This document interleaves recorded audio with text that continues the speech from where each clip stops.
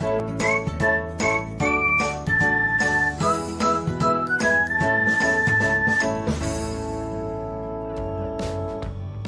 everyone, welcome back to another episode of Technologyglance.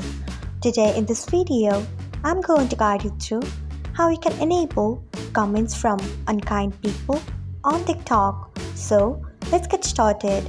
Firstly, open TikTok app in your device.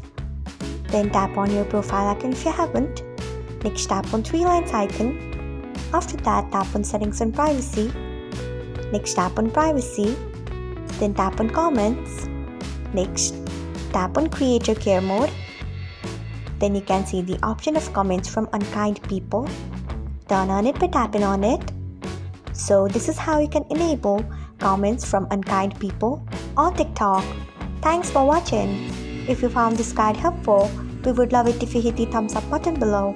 We upload great new tech tutorials like this one every day, so do not forget to subscribe to our channel and hit the bell icon so that you will never miss another update.